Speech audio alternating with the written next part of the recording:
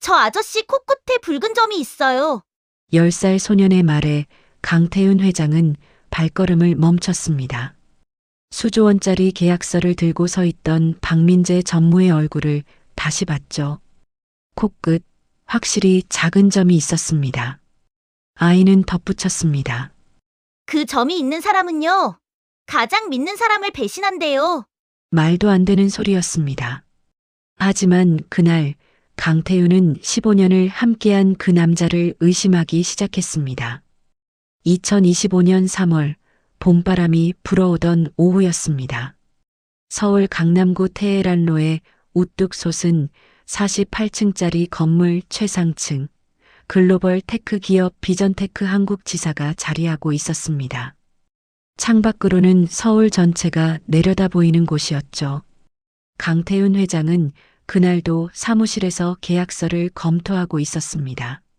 환갑을 넘긴 나이였지만 그의 눈빛은 여전히 날카로웠습니다. 30년간 숫자와 성과로만 세상을 읽어온 사람이었으니까요. 회사를 키우는데 감정은 필요 없었고 사람보다는 실적이 중요했습니다. 그렇게 살아온 덕분에 비전테크는 동남아 시장의 절대 강자가 되었죠. 그날 계약은 특별했습니다. 베트남 최대 IT 기업 빈테크를 인수하는 딜이었거든요. 금액만 3조 원. 성사되면 동남아 시장 점유율을 30%에서 60%로 끌어올릴 수 있는 기회였습니다. 박민재 전무가 1년 넘게 공들여 준비한 건이었죠. 박민재는 강태훈과 15년을 함께한 참모였습니다. 평소 말수가 적고 철저하게 숫자로만 말하는 사람이었어요. 회장이 믿는 유일한 사람이기도 했습니다. 아니, 정확히 말하면 믿을 수 있다고 생각한 유일한 사람이었죠. 계약 장소는 잠실의 한 고급 호텔이었습니다. 베트남 측 대표단이 이미 도착해 있었고 박민재 전무는 회장실에 들어와 최종 확인을 했습니다. 회장님, 준비 다 됐습니다. 출발하시죠. 강태윤은 고개를 끄덕이며 자리에서 일어났습니다. 검은색 슈트를 입은 두 사람은 나란히 복도를 걸었죠. 엘리베이터를 타고 1층으로 내려가는 동안 박민재는 태블릿으로 마지막 수치들을 보고했습니다. 인수 후 3년 내 투자 회수 가능합니다. 5년 후엔 순이익 1조 원 예상되고요. 잘했네. 강태윤의 대답은 짧았습니다. 그는 항상 그랬으니까요. 칭찬도 격려도 최소한으로만 했습니다. 그게 효율적이라고 믿었거든요. 1층 로비로 내려오자 운전기사가 검은색 벤츠 앞에서 대기하고 있었습니다. 두 사람이 차에 타려는 순간이었습니다. 로비 한쪽에서 작은 목소리가 들려왔죠. 아저씨. 강태윤은 뒤를 돌아봤습니다. 10살쯤 되어 보이는 소년이 서 있었어요. 낡은 티셔츠에 해진 청바지를 입은 아이였습니다. 손에는 작은 스케치북을 들고 있었죠. 아이의 눈빛이 유난히 또렷했습니다. 무슨 일이냐?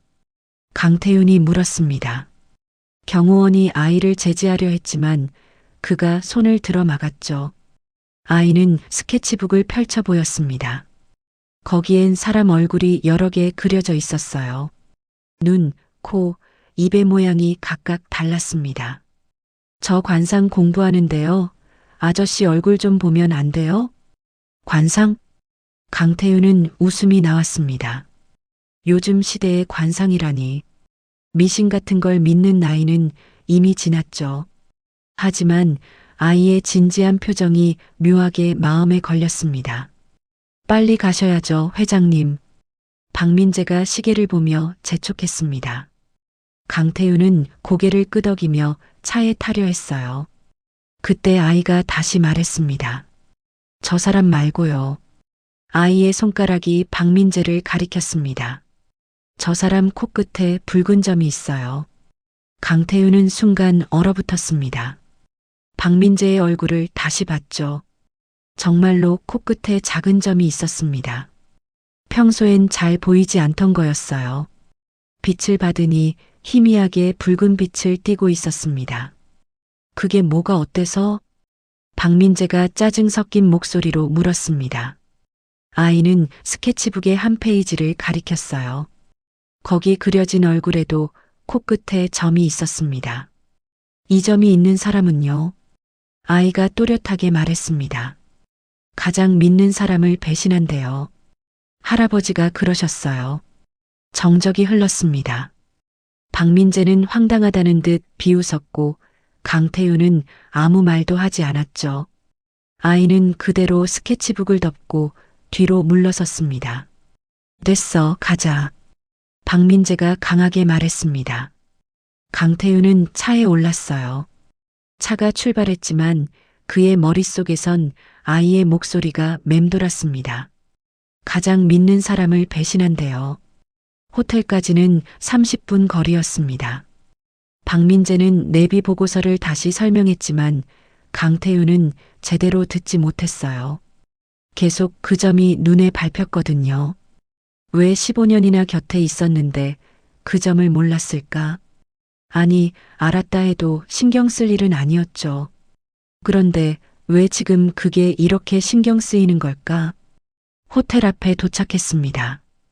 베트남 측 대표단이 로비에서 기다리고 있었어요. 악수를 나누고 회의실로 들어갔습니다. 계약서가 테이블 위에 놓였죠. 두꺼운 서류 뭉치였습니다. 강태윤은 서류를 넘기며 숫자들을 확인했습니다. 인수금액, 지분율, 향후 투자 계획. 모든 게 완벽해 보였어요. 박민재가 옆에서 조용히 설명을 덧붙였습니다.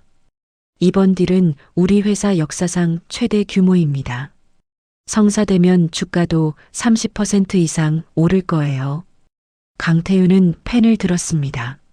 사인만 하면 되는 상황이었죠. 하지만 그의 손이 멈췄습니다. 다시 아이의 얼굴이 떠올랐거든요. 그 또렷한 눈빛과 단호한 목소리. 회장님? 박민재가 의아한 표정으로 물었습니다. 베트남 측 대표도 궁금하다는 듯 강태윤을 쳐다봤어요.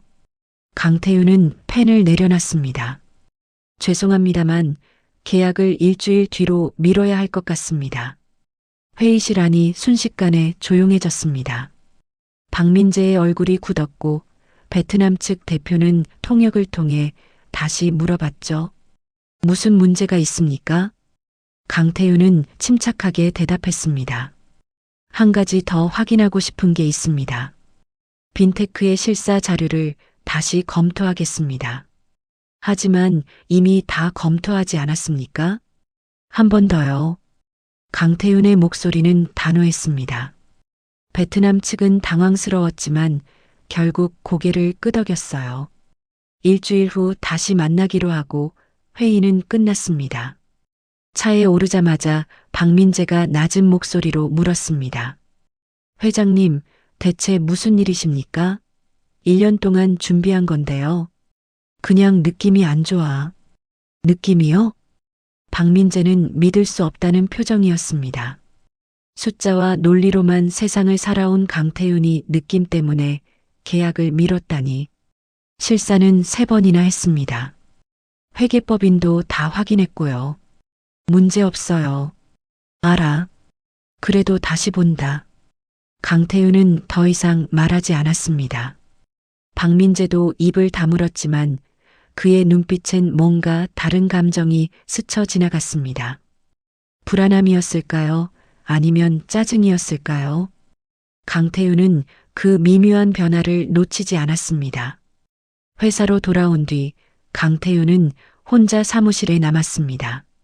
창밖으로 해가 지고 있었어요. 그는 책상 서랍을 열고 오래된 사진 한 장을 꺼냈습니다.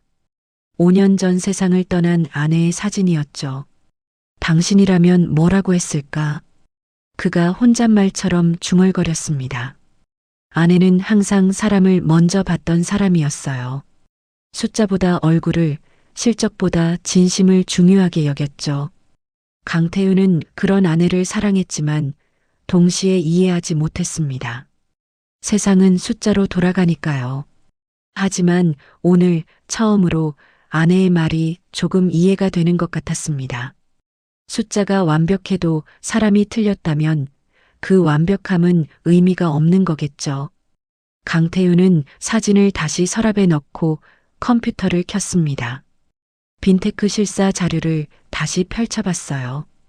어딘가에 분명 뭔가 숨어 있을 거라는 예감이 들었거든요. 아이의 예언이 맞든 틀리든 이번만큼은 숫자가 아닌 직관을 따라가 보기로 했습니다. 밤이 깊어갔습니다. 빌딩의 불빛들이 하나둘 꺼져갔지만 강태윤의 사무실 불은 새벽까지 켜져 있었습니다. 시퀀스 2670자. 계약을 미룬 다음 날 언론이 들끓기 시작했습니다.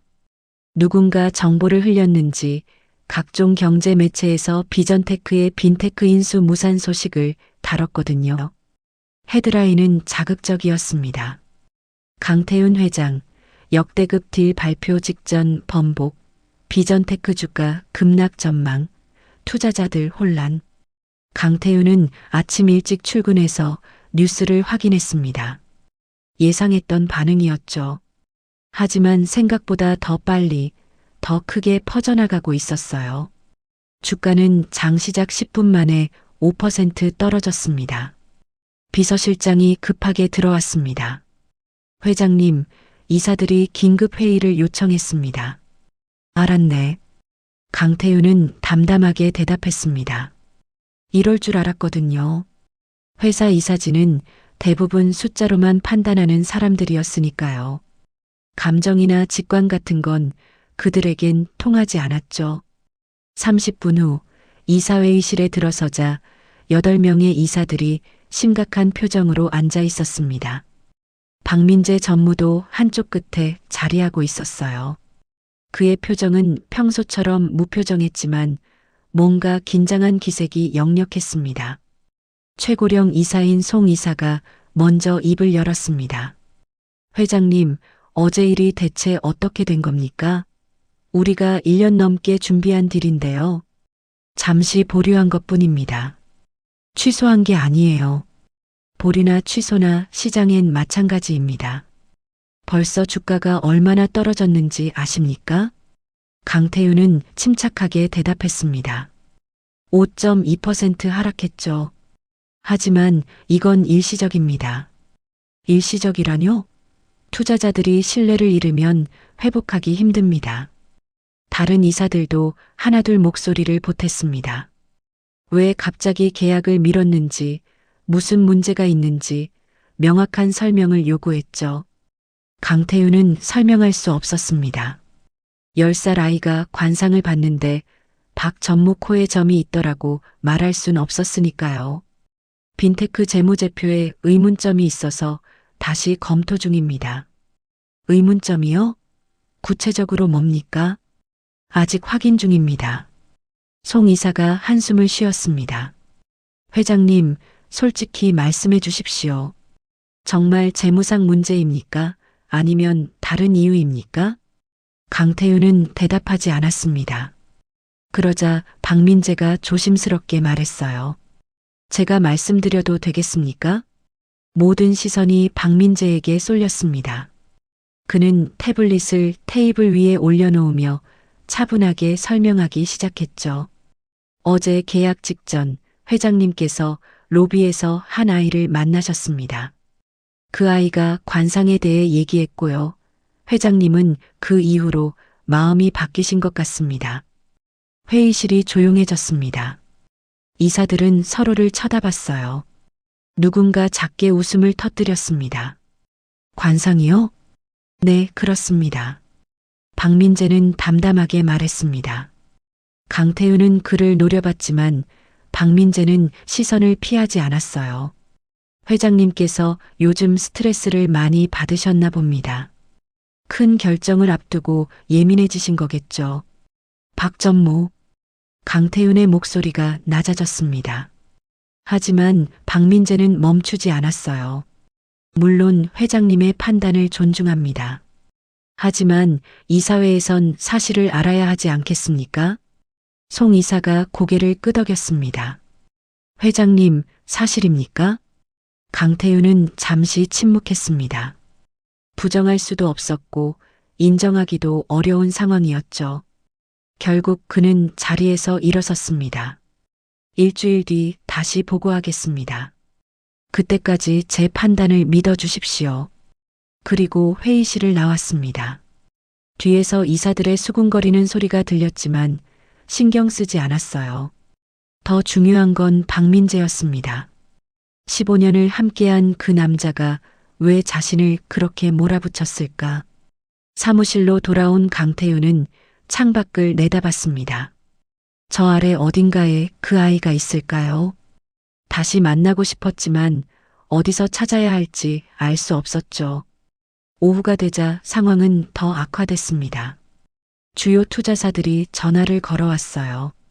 무슨 일이냐고, 왜 계약을 미뤘냐고 따져 물었습니다. 강태윤은 같은 대답을 반복했죠. 재무 검토 중이라고. 하지만 아무도 믿지 않았습니다. 저녁 무렵 박민재가 사무실 문을 두드렸습니다. 회장님, 잠깐 시간 되십니까? 들어오게. 박민재는 들어와서 문을 닫았습니다. 두 사람만 남은 공간이었죠. 그는 강태윤 앞에 서서 말했습니다. 오늘 이사회에서 제가 너무 나갔습니다. 죄송합니다. 자네가 한 말은 사실이잖아. 그래도 그런 식으로 말씀드릴 순 없었죠. 강태윤은 박민재를 바라봤습니다. 그의 얼굴엔 여전히 코끝에 작은 점이 있었어요. 붉은 빛을 띤 거의 보이지 않을 만큼 작은 점. 하지만 이제는 그게 너무 크게 보였습니다. 자네, 정말 그 점 때문에 내가 계약을 미뤘다고 생각하나? 박민재는 잠시 멈칫했습니다. 아니라면 다른 이유가 있습니까? 빈테크 재무제표 정말 문제 없나? 3번이나 검토했습니다. 회장님도 직접 보셨잖습니까? 그럼 왜 내가 갑자기 의심하겠나? 박민재는 대답하지 않았습니다.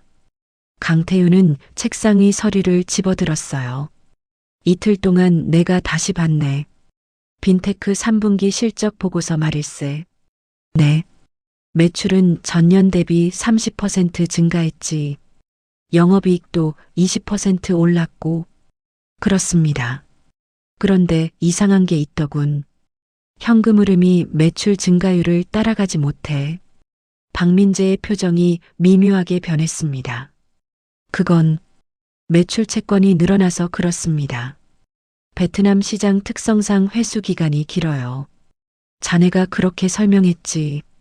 하지만 나는 베트남 다른 IT 기업들도 확인해 봤네. 회수 기간이 이렇게 길진 않더군. 회장님, 자네 혹시 빈테크가 매출을 부풀린 건 아닐까? 순간 정적이 흘렀습니다. 박민재는 강태윤을 똑바로 쳐다봤어요. 근거 없는 의심입니다. 근거 없다고? 네. 회계법인도 확인했고 외부 감사도 통과했습니다. 강태윤은 고개를 끄덕였습니다. 그렇겠지. 하지만 난 일주일 더 확인할 거야. 자네도 다시 한번 철저히 검토해주게. 박민재는 더 이상 말하지 않았습니다. 고개를 숙여 인사하고 나갔죠. 문이 닫히자 강태윤은 깊은 한숨을 쉬었습니다. 그날 밤 강태윤은 집에 돌아가지 않았습니다. 사무실 소파에 누워 천장을 바라봤어요. 15년 전 박민재를 처음 만났던 날이 떠올랐습니다. 당시 그는 중소기업 재무팀장이었죠. 성실하고 꼼꼼했으며 무엇보다 충성심이 강했어요. 강태윤은 그를 믿고 비전테크로 데려왔습니다. 함께 회사를 키웠고 함께 어려움을 이겨냈죠. 그런 사람이 배신할 리 없다고 강태윤은 믿고 싶었습니다. 하지만 동시에 아이의 말이 계속 맴돌았어요. 가장 믿는 사람을 배신한대요. 새벽 3시 강태윤은 일어나 다시 컴퓨터 앞에 앉았습니다. 빈테크 자료를 더 깊이 파헤치기 시작했죠. 매출 내역, 거래처 목록, 계약서 사본. 뭔가 있을 거라는 확신이 들었습니다. 그리고 새벽 5시 그는 이상한 걸 발견했습니다. 빈테크의 주요 거래처 중 하나가 페이퍼 컴퍼니였던 거예요. 실체가 없는 회사. 그 회사와의 거래액이 빈테크 전체 매출의 15%를 차지했습니다. 강태윤의 손이 떨렸습니다. 이건 분식회계의 전형적인 수법이었거든요. 만약 이게 사실이라면 빈테크는 부실 기업이었고 3조 원은 휴지 조각을 사는 거나 마찬가지였죠. 그는 즉시 박민재에게 전화를 걸었습니다. 새벽이었지만 상관없었어요. 여보세요? 박민재의 목소리가 들렸습니다. 놀란 기색이 역력했죠. 박전무, 지금 당장 회사로 나오게. 회장님? 무슨 일이십니까?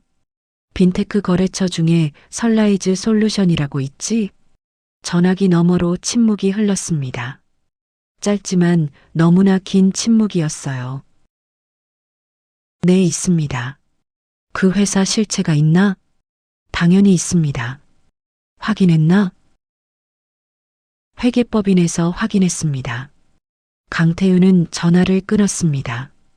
박민재의 목소리에서 뭔가 떨리는 게 느껴졌거든요. 15년을 함께한 사람의 목소리는 알 수 있었습니다. 그는 뭔가를 숨기고 있었어요. 해가 떠올랐습니다.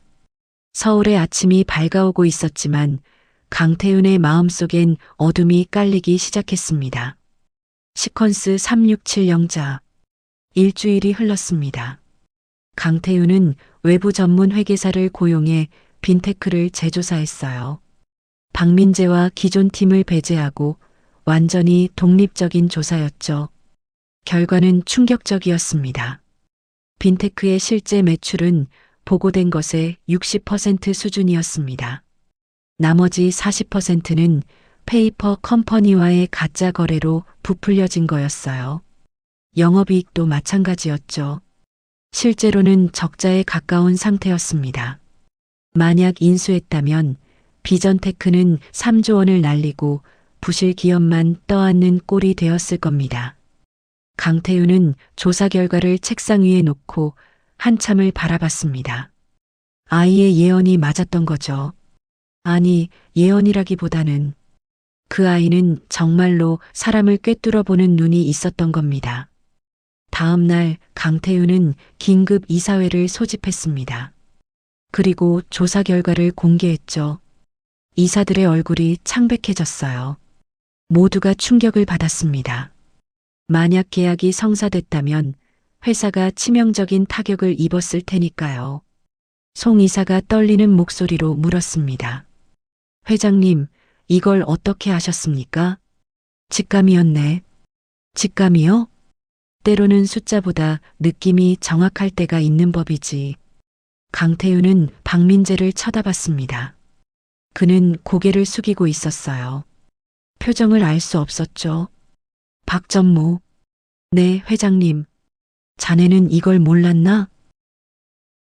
몰랐습니다. 정말인가? 박민재는 고개를 들었습니다. 그의 눈빛이 강태윤과 마주쳤어요. 정말입니다. 저도 회계법인 보고서를 믿었습니다. 회계법인이 실수했다는 건가?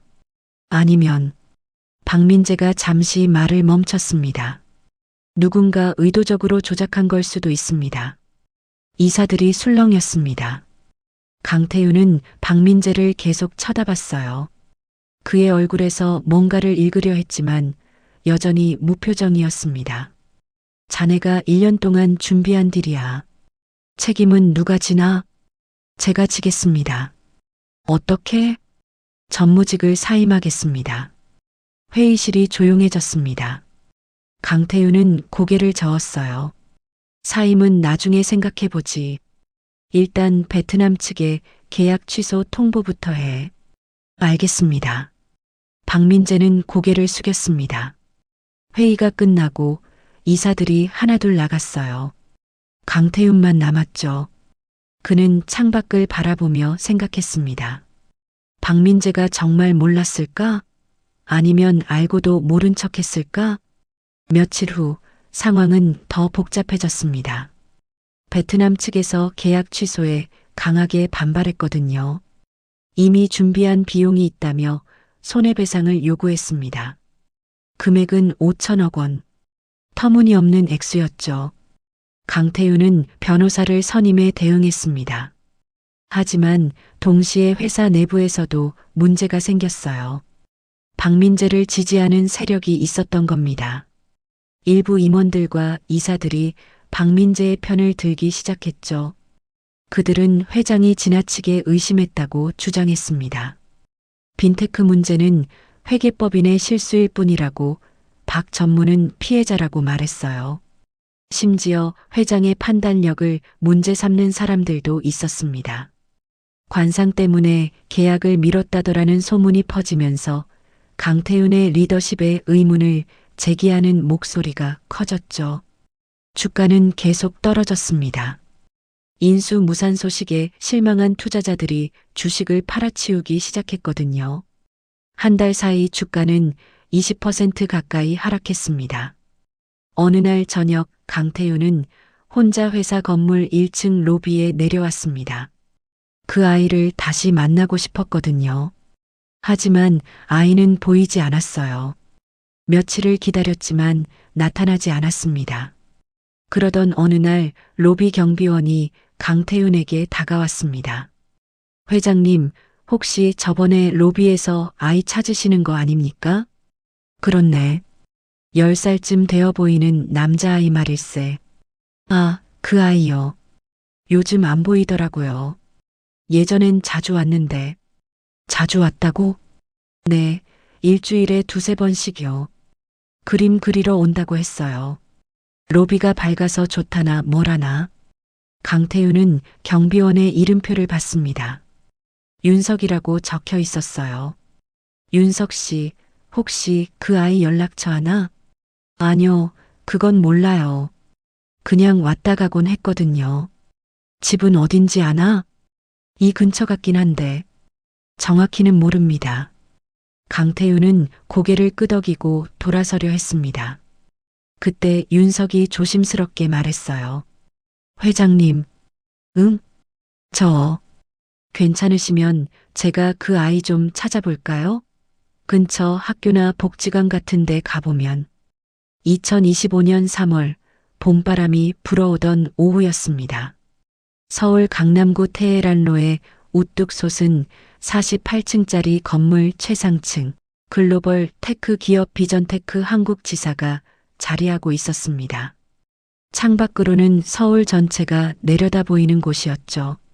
강태윤 회장은 그날도 사무실에서 계약서를 검토하고 있었습니다. 환갑을 넘긴 나이였지만 그의 눈빛은 여전히 날카로웠습니다. 30년간 숫자와 성과로만 세상을 읽어온 사람이었으니까요. 회사를 키우는데 감정은 필요 없었고 사람보다는 실적이 중요했습니다. 그렇게 살아온 덕분에 비전테크는 동남아 시장의 절대 강자가 되었죠. 그날 계약은 특별했습니다. 베트남 최대 IT 기업 빈테크를 인수하는 딜이었거든요. 금액만 3조 원. 성사되면 동남아 시장 점유율을 30%에서 60%로 끌어올릴 수 있는 기회였습니다. 박민재 전무가 1년 넘게 공들여 준비한 건이었죠. 박민재는 강태윤과 15년을 함께한 참모였습니다. 평소 말수가 적고 철저하게 숫자로만 말하는 사람이었어요. 회장이 믿는 유일한 사람이기도 했습니다. 아니, 정확히 말하면 믿을 수 있다고 생각한 유일한 사람이었죠. 계약 장소는 잠실의 한 고급 호텔이었습니다. 베트남 측 대표단이 이미 도착해 있었고 박민재 전무는 회장실에 들어와 최종 확인을 했습니다. 회장님, 준비 다 됐습니다. 출발하시죠. 강태윤은 고개를 끄덕이며 자리에서 일어났습니다. 검은색 슈트를 입은 두 사람은 나란히 복도를 걸었죠. 엘리베이터를 타고 1층으로 내려가는 동안 박민재는 태블릿으로 마지막 수치들을 보고했습니다. 인수 후 3년 내 투자 회수 가능합니다. 5년 후엔 순이익 1조 원 예상되고요. 잘했네. 강태윤의 대답은 짧았습니다. 그는 항상 그랬으니까요. 칭찬도 격려도 최소한으로만 했습니다. 그게 효율적이라고 믿었거든요. 1층 로비로 내려오자 운전기사가 검은색 벤츠 앞에서 대기하고 있었습니다. 두 사람이 차에 타려는 순간이었습니다. 로비 한쪽에서 작은 목소리가 들려왔죠. 아저씨. 강태윤은 뒤를 돌아봤습니다. 10살쯤 되어 보이는 소년이 서 있었어요. 낡은 티셔츠에 해진 청바지를 입은 아이였습니다. 손에는 작은 스케치북을 들고 있었죠. 아이의 눈빛이 유난히 또렷했습니다. 무슨 일이냐? 강태윤이 물었습니다. 경호원이 아이를 제지하려 했지만 그가 손을 들어 막았죠. 아이는 스케치북을 펼쳐 보였습니다. 거기엔 사람 얼굴이 여러 개 그려져 있었어요. 눈, 코, 입의 모양이 각각 달랐습니다. 저 관상 공부하는데요. 아저씨 얼굴 좀 보면 안 돼요? 관상? 강태윤은 웃음이 나왔습니다. 요즘 시대의 관상이라니. 미신 같은 걸 믿는 나이는 이미 지났죠. 하지만 아이의 진지한 표정이 묘하게 마음에 걸렸습니다. 빨리 가셔야죠, 회장님. 박민재가 시계를 보며 재촉했습니다. 강태윤은 고개를 끄덕이며 차에 타려 했어요. 그때 아이가 다시 말했습니다. 저 사람 말고요. 아이의 손가락이 박민재를 가리켰습니다. 저 사람 코끝에 붉은 점이 있어요. 강태윤은 순간 얼어붙었습니다. 박민재의 얼굴을 다시 봤죠. 정말로 코끝에 작은 점이 있었습니다. 평소엔 잘 보이지 않던 거였어요. 빛을 받으니 희미하게 붉은 빛을 띠고 있었습니다. 그게 뭐가 어때서? 박민재가 짜증 섞인 목소리로 물었습니다. 아이는 스케치북의 한 페이지를 가리켰어요. 거기 그려진 얼굴에도 코끝에 점이 있었습니다. 이 점이 있는 사람은요? 아이가 또렷하게 말했습니다. 가장 믿는 사람을 배신한대요. 할아버지가 그러셨어요. 정적이 흘렀습니다. 박민재는 황당하다는 듯 비웃었고 강태윤은 아무 말도 하지 않았죠. 아이는 그대로 스케치북을 덮고 뒤로 물러섰습니다. 됐어, 가자. 박민재가 강하게 말했습니다. 강태윤은 차에 올랐어요. 차가 출발했지만 그의 머릿속에선 아이의 목소리가 맴돌았습니다. 가장 믿는 사람을 배신한대요. 호텔까지는 30분 거리였습니다. 박민재는 내비 보고서를 다시 설명했지만 강태윤은 제대로 듣지 못했어요. 계속 그 점이 눈에 밟혔거든요. 왜 15년이나 곁에 있었는데 그 점을 몰랐을까? 아니, 알았다 해도 신경 쓸 일은 아니었죠. 그런데 왜 지금 그게 이렇게 신경 쓰이는 걸까? 호텔 앞에 도착했습니다. 베트남 측 대표단이 로비에서 기다리고 있었어요. 악수를 나누고 회의실로 들어갔습니다. 계약서가 테이블 위에 놓였죠. 두꺼운 서류 뭉치였습니다. 강태윤은 서류를 넘기며 숫자들을 확인했습니다. 인수금액, 지분율, 향후 투자 계획. 모든 게 완벽해 보였어요. 박민재가 옆에서 조용히 설명을 덧붙였습니다. 이번 딜은 우리 회사 역사상 최대 규모입니다. 성사되면 주가도 30% 이상 오를 거예요. 강태윤은 펜을 들었습니다. 사인만 하면 되는 상황이었죠. 하지만 그의 손이 멈췄습니다. 다시 아이의 얼굴이 떠올랐거든요. 그 또렷한 눈빛과 단호한 목소리. 회장님? 박민재가 의아한 표정으로 물었습니다. 베트남 측 대표도 궁금하다는 듯 강태윤을 쳐다봤어요. 강태윤은 펜을 내려놨습니다.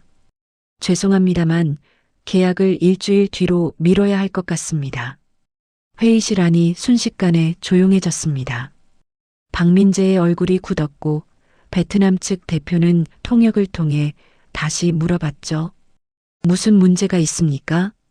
강태윤은 침착하게 대답했습니다. 한 가지 더 확인하고 싶은 게 있습니다. 빈테크의 실사 자료를 다시 검토하겠습니다. 하지만 이미 다 검토하지 않았습니까? 한 번 더요. 강태윤의 목소리는 단호했습니다. 베트남 측은 당황스러웠지만 결국 고개를 끄덕였어요. 일주일 후 다시 만나기로 하고 회의는 끝났습니다. 차에 오르자마자 박민재가 낮은 목소리로 물었습니다. 회장님, 대체 무슨 일이십니까? 1년 동안 준비한 건데요. 그냥 느낌이 안 좋아. 느낌이요? 박민재는 믿을 수 없다는 표정이었습니다. 숫자와 논리로만 세상을 살아온 강태윤이 느낌 때문에 계약을 미뤘다니. 실사는 3번이나 했습니다. 회계법인도 다 확인했고요. 문제 없어요. 알아. 그래도 다시 본다. 강태윤은 더 이상 말하지 않았습니다. 박민재도 입을 다물었지만 그의 눈빛엔 뭔가 다른 감정이 스쳐 지나갔습니다. 불안함이었을까요? 아니면 짜증이었을까요? 강태윤은 그 미묘한 변화를 놓치지 않았습니다. 회사로 돌아온 뒤 강태윤은 혼자 사무실에 남았습니다. 창밖으로 해가 지고 있었어요. 그는 책상 서랍을 열고 오래된 사진 한 장을 꺼냈습니다. 5년 전 세상을 떠난 아내의 사진이었죠. 당신이라면 뭐라고 했을까? 그가 혼잣말처럼 중얼거렸습니다. 아내는 항상 사람을 먼저 봤던 사람이었어요. 숫자보다 얼굴을, 실적보다 진심을 중요하게 여겼죠. 강태윤은 그런 아내를 사랑했지만 동시에 이해하지 못했습니다. 세상은 숫자로 돌아가니까요. 하지만 오늘 처음으로 아내의 말이 조금 이해가 되는 것 같았습니다. 숫자가 완벽해도 사람이 틀렸다면 그 완벽함은 의미가 없는 거겠죠. 강태윤은 사진을 다시 서랍에 넣고 컴퓨터를 켰습니다. 빈테크 실사 자료를 다시 펼쳐봤어요. 어딘가에 분명 뭔가 숨어 있을 거라는 예감이 들었거든요. 아이의 예언이 맞든 틀리든 이번만큼은 숫자가 아닌 직관을 따라가 보기로 했습니다. 밤이 깊어갔습니다. 빌딩의 불빛들이 하나둘 꺼져갔지만 강태윤의 사무실 불은 새벽까지 켜져 있었습니다. 계약을 미룬 다음 날 언론이 들끓기 시작했습니다. 누군가 정보를 흘렸는지 각종 경제 매체에서 비전테크의 빈테크 인수 무산 소식을 다뤘거든요. 헤드라인은 자극적이었습니다. 강태윤 회장, 역대급 딜 발표 직전 번복, 비전테크 주가 급락 전망, 투자자들 혼란. 강태윤은 아침 일찍 출근해서 뉴스를 확인했습니다. 예상했던 반응이었죠. 하지만 생각보다 더 빨리, 더 크게 퍼져나가고 있었어요. 주가는 장 시작 10분 만에 5% 떨어졌습니다. 비서실장이 급하게 들어왔습니다. 회장님, 이사들이 긴급 회의를 요청했습니다. 알았네. 강태윤은 담담하게 대답했습니다. 이럴 줄 알았거든요. 회사 이사진은 대부분 숫자로만 판단하는 사람들이었으니까요. 감정이나 직관 같은 건 그들에겐 통하지 않았죠.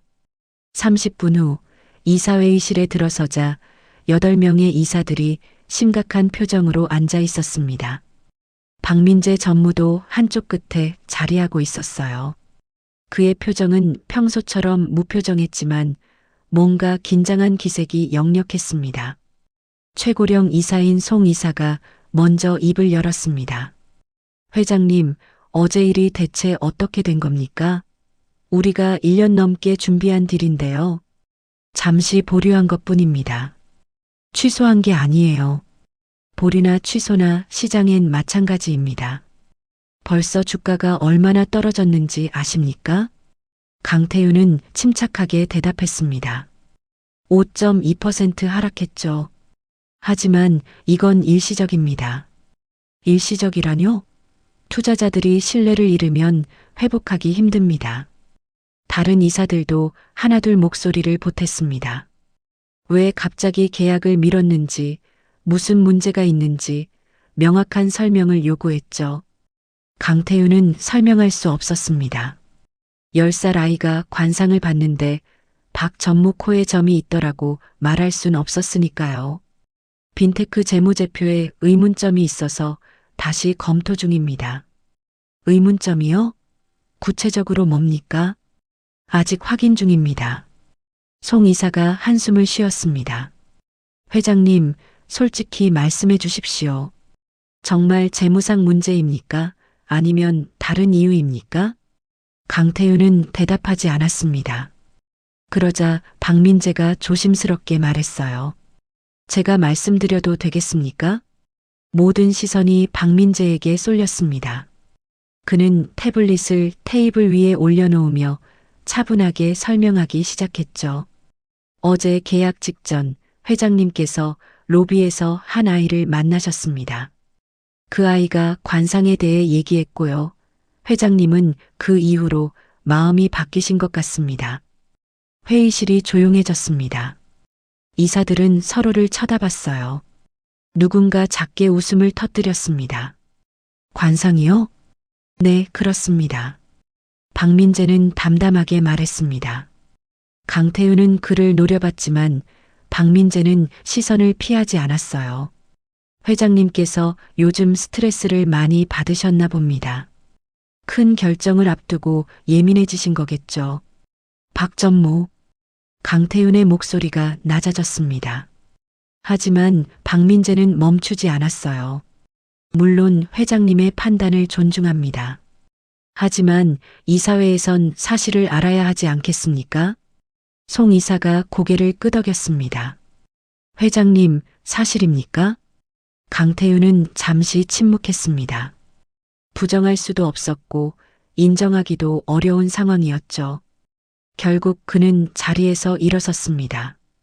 일주일 뒤 다시 보고하겠습니다. 그때까지 제 판단을 믿어주십시오. 그리고 회의실을 나왔습니다. 뒤에서 이사들의 수군거리는 소리가 들렸지만 신경 쓰지 않았어요. 더 중요한 건 박민재였습니다. 15년을 함께한 그 남자가 왜 자신을 그렇게 몰아붙였을까? 사무실로 돌아온 강태윤은 창밖을 내다봤습니다. 저 아래 어딘가에 그 아이가 있을까요? 다시 만나고 싶었지만 어디서 찾아야 할지 알 수 없었죠. 오후가 되자 상황은 더 악화됐습니다. 주요 투자사들이 전화를 걸어왔어요. 무슨 일이냐고, 왜 계약을 미뤘냐고 따져 물었습니다. 강태윤은 같은 대답을 반복했죠. 재무 검토 중이라고. 하지만 아무도 믿지 않았습니다. 저녁 무렵 박민재가 사무실 문을 두드렸습니다. 회장님, 잠깐 시간 되십니까? 들어오게. 박민재는 들어와서 문을 닫았습니다. 두 사람만 남은 공간이었죠. 그는 강태윤 앞에 서서 말했습니다. 오늘 이사회에서 제가 너무 나갔습니다. 죄송합니다. 자네가 한 말은 사실이잖아. 그래도 그런 식으로 말씀드릴 순 없었죠. 강태윤은 박민재를 바라봤습니다. 그의 얼굴엔 여전히 코끝에 작은 점이 있었어요. 붉은 빛을 띤 거의 보이지 않을 만큼 작은 점. 하지만 이제는 그게 너무 크게 보였습니다. 자네, 정말 그 점 때문에 내가 계약을 미뤘다고 생각하나? 박민재는 잠시 멈칫했습니다. 아니라면 다른 이유가 있습니까? 빈테크 재무제표 정말 문제 없나? 3번이나 검토했습니다. 회장님도 직접 보셨잖습니까? 그럼 왜 내가 갑자기 의심하겠나? 박민재는 대답하지 않았습니다. 강태윤은 책상 위 서류를 집어들었어요. 이틀 동안 내가 다시 봤네. 빈테크 3분기 실적 보고서 말일세. 네. 매출은 전년 대비 30% 증가했지. 영업이익도 20% 올랐고. 그렇습니다. 그런데 이상한 게 있더군. 현금 흐름이 매출 증가율을 따라가지 못해. 박민재의 표정이 미묘하게 변했습니다. 그건 매출 채권이 늘어나서 그렇습니다. 베트남 시장 특성상 회수 기간이 길어요. 자네가 그렇게 설명했지. 하지만 나는 베트남 다른 IT 기업들도 확인해 봤네. 회수 기간이 이렇게 길진 않더군. 회장님, 자네 혹시 빈테크가 매출을 부풀린 건 아닐까? 순간 정적이 흘렀습니다. 박민재는 강태윤을 똑바로 쳐다봤어요. 근거 없는 의심입니다. 근거 없다고? 네. 회계법인도 확인했고 외부 감사도 통과했습니다. 강태윤은 고개를 끄덕였습니다. 그렇겠지. 하지만 난 일주일 더 확인할 거야. 자네도 다시 한번 철저히 검토해 주게. 박민재는 더 이상 말하지 않았습니다. 고개를 숙여 인사하고 나갔죠. 문이 닫히자 강태윤은 깊은 한숨을 쉬었습니다. 그날 밤 강태윤은 집에 돌아가지 않았습니다. 사무실 소파에 누워 천장을 바라봤어요. 15년 전 박민재를 처음 만났던 날이 떠올랐습니다. 당시 그는 중소기업 재무팀장이었죠. 성실하고 꼼꼼했으며 무엇보다 충성심이 강했어요. 강태윤은 그를 믿고 비전테크로 데려왔습니다. 함께 회사를 키웠고 함께 어려움을 이겨냈죠. 그런 사람이 배신할 리 없다고 강태윤은 믿고 싶었습니다. 하지만 동시에 아이의 말이 계속 맴돌았어요. 가장 믿는 사람을 배신한대요. 새벽 3시 강태윤은 일어나 다시 컴퓨터 앞에 앉았습니다. 빈테크 자료를 더 깊이 파헤치기 시작했죠. 매출 내역, 거래처 목록, 계약서 사본. 뭔가 있을 거라는 확신이 들었습니다. 그리고 새벽 5시 그는 이상한 걸 발견했습니다. 빈테크의 주요 거래처 중 하나가 페이퍼 컴퍼니였던 거예요. 실체가 없는 회사. 그 회사와의 거래액이 빈테크 전체 매출의 15%를 차지했습니다. 강태윤의 손이 떨렸습니다. 이건 분식회계의 전형적인 수법이었거든요. 만약 이게 사실이라면 빈테크는 부실 기업이었고 3조 원은 휴지 조각을 사는 거나 마찬가지였죠. 그는 즉시 박민재에게 전화를 걸었습니다. 새벽이었지만 상관없었어요. 여보세요? 박민재의 목소리가 들렸습니다. 놀란 기색이 역력했죠. 박전무, 지금 당장 회사로 나오게. 회장님? 무슨 일이십니까? 빈테크 거래처 중에 선라이즈 솔루션이라고 있지? 전화기 너머로 침묵이 흘렀습니다. 짧지만 너무나 긴 침묵이었어요. 네, 있습니다. 그 회사 실체가 있나? 당연히 있습니다. 확인했나? 회계법인에서 확인했습니다. 강태윤은 전화를 끊었습니다. 박민재의 목소리에서 뭔가 떨리는 게 느껴졌거든요. 15년을 함께한 사람의 목소리는 알 수 있었습니다. 그는 뭔가를 숨기고 있었어요. 해가 떠올랐습니다. 서울의 아침이 밝아오고 있었지만 강태윤의 마음속엔 어둠이 깔리기 시작했습니다. 일주일이 흘렀습니다. 강태윤은 외부 전문 회계사를 고용해 빈테크를 재조사했어요. 박민재와 기존 팀을 배제하고 완전히 독립적인 조사였죠. 결과는 충격적이었습니다. 빈테크의 실제 매출은 보고된 것의 60% 수준이었습니다. 나머지 40%는 페이퍼 컴퍼니와의 가짜 거래로 부풀려진 거였어요. 영업이익도 마찬가지였죠. 실제로는 적자에 가까운 상태였습니다. 만약 인수했다면 비전테크는 3조 원을 날리고 부실 기업만 떠안는 꼴이 되었을 겁니다. 강태윤은 조사 결과를 책상 위에 놓고 한참을 바라봤습니다. 아이의 예언이 맞았던 거죠. 아니, 예언이라기보다는 그 아이는 정말로 사람을 꿰뚫어 보는 눈이 있었던 겁니다. 다음 날 강태윤은 긴급 이사회를 소집했습니다. 그리고 조사 결과를 공개했죠. 이사들의 얼굴이 창백해졌어요. 모두가 충격을 받았습니다. 만약 계약이 성사됐다면 회사가 치명적인 타격을 입었을 테니까요. 송 이사가 떨리는 목소리로 물었습니다. 회장님, 이걸 어떻게 하셨습니까? 직감이었네. 직감이요? 때로는 숫자보다 느낌이 정확할 때가 있는 법이지. 강태윤은 박민재를 쳐다봤습니다. 그는 고개를 숙이고 있었어요. 표정을 알 수 없었죠. 박전무. 네, 회장님. 자네는 이걸 몰랐나? 몰랐습니다. 정말인가? 박민재는 고개를 들었습니다. 그의 눈빛이 강태윤과 마주쳤어요. 정말입니다. 저도 회계법인 보고서를 믿었습니다. 회계법인이 실수했다는 건가? 아니면 박민재가 잠시 말을 멈췄습니다. 누군가 의도적으로 조작한 걸 수도 있습니다. 이사들이 술렁였습니다. 강태윤은 박민재를 계속 쳐다봤어요. 그의 얼굴에서 뭔가를 읽으려 했지만 여전히 무표정이었습니다. 자네가 1년 동안 준비한 딜이야. 책임은 누가 지나? 제가 지겠습니다. 어떻게? 전무직을 사임하겠습니다. 회의실이 조용해졌습니다. 강태윤은 고개를 저었어요. 사임은 나중에 생각해보지. 일단 베트남 측에 계약 취소 통보부터 해. 알겠습니다. 박민재는 고개를 숙였습니다. 회의가 끝나고 이사들이 하나둘 나갔어요. 강태윤만 남았죠. 그는 창밖을 바라보며 생각했습니다. 박민재가 정말 몰랐을까? 아니면 알고도 모른 척 했을까? 며칠 후 상황은 더 복잡해졌습니다. 베트남 측에서 계약 취소에 강하게 반발했거든요.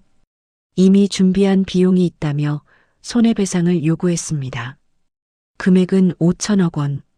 터무니없는 액수였죠. 강태윤은 변호사를 선임해 대응했습니다.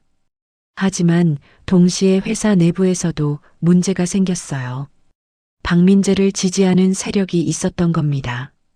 일부 임원들과 이사들이 박민재의 편을 들기 시작했죠. 그들은 회장이 지나치게 의심했다고 주장했습니다. 빈테크 문제는 회계법인의 실수일 뿐이라고 박 전무는 피해자라고 말했어요. 심지어 회장의 판단력을 문제 삼는 사람들도 있었습니다. 관상 때문에 계약을 미뤘다더라는 소문이 퍼지면서 강태윤의 리더십에 의문을 제기하는 목소리가 커졌죠. 주가는 계속 떨어졌습니다. 인수 무산 소식에 실망한 투자자들이 주식을 팔아치우기 시작했거든요. 한 달 사이 주가는 20% 가까이 하락했습니다. 어느 날 저녁 강태윤은 혼자 회사 건물 1층 로비에 내려왔습니다. 그 아이를 다시 만나고 싶었거든요.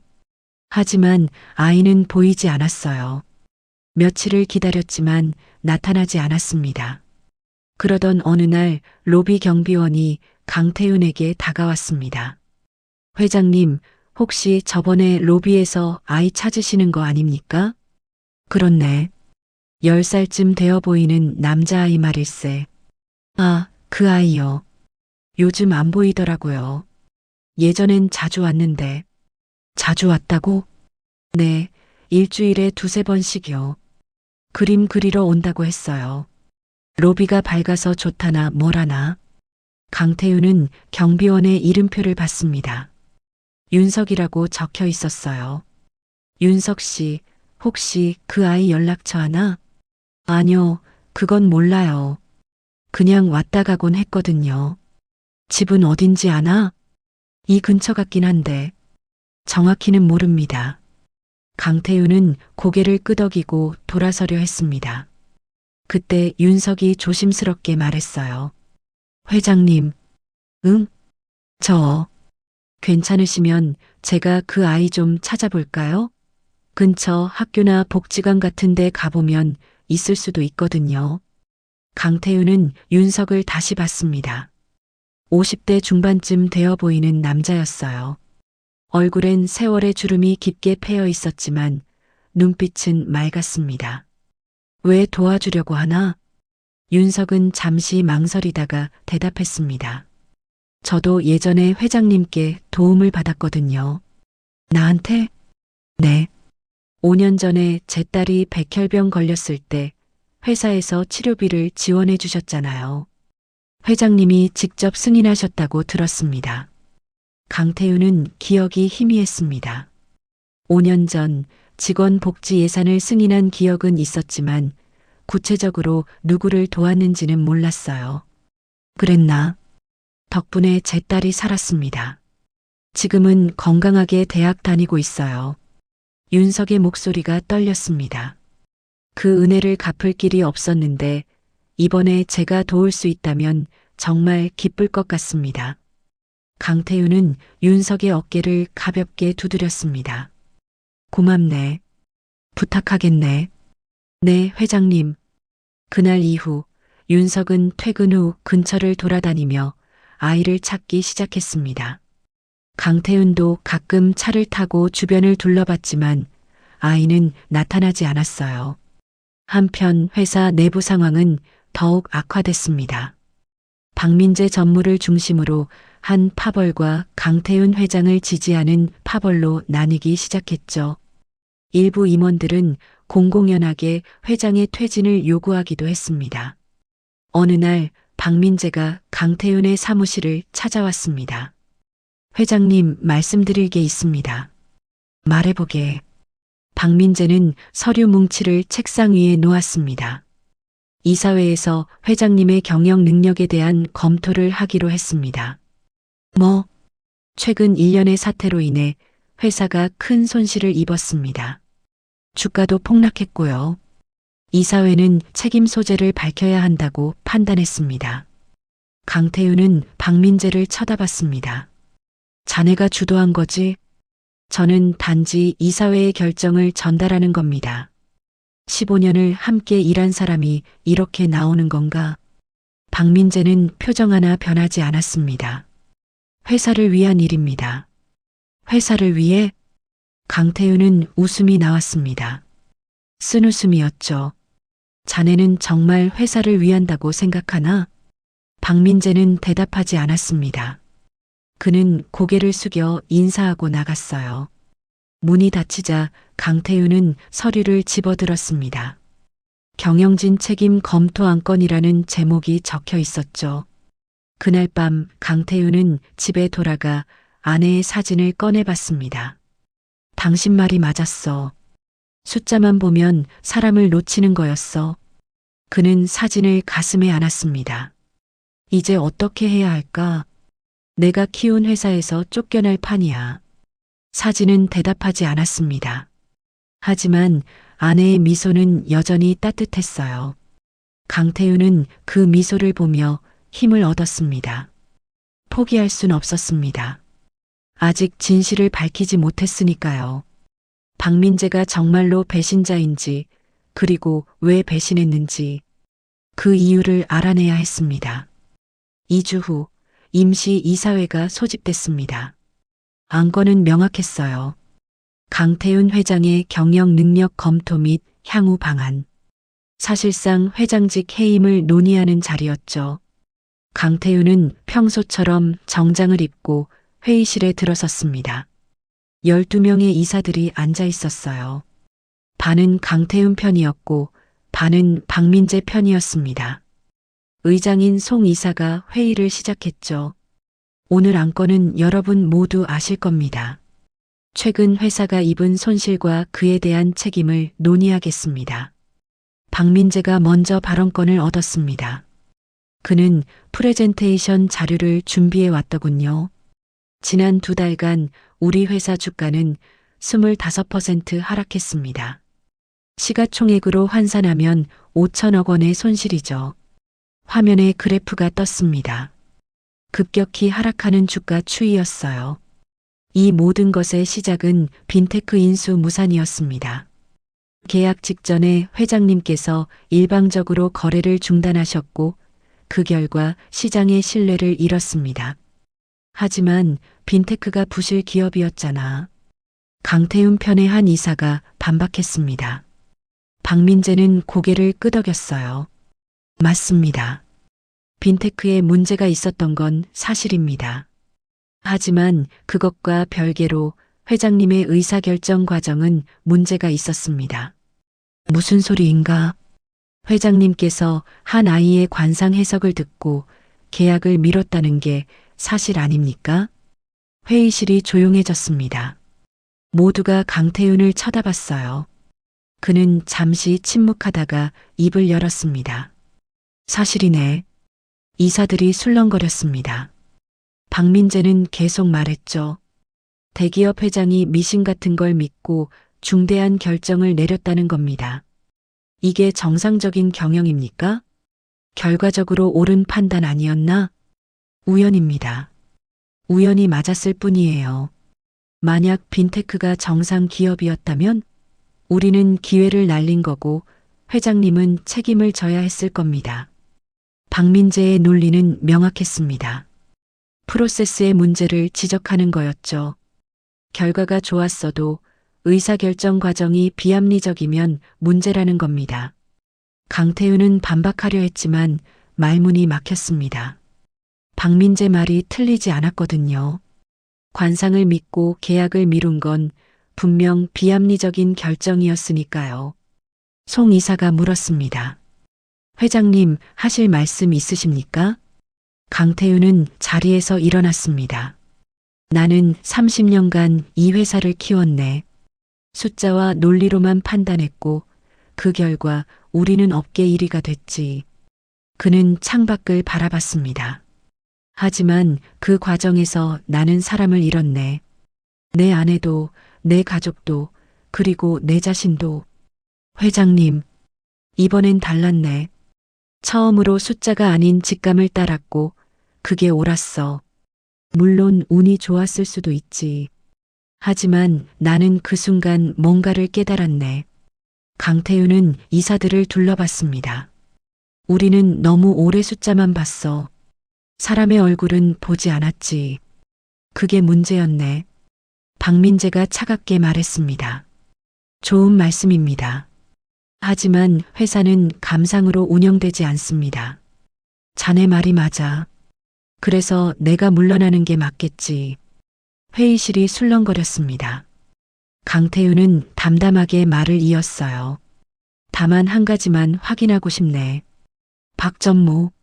네. 자네는 정말 빈테크 문제를 몰랐나?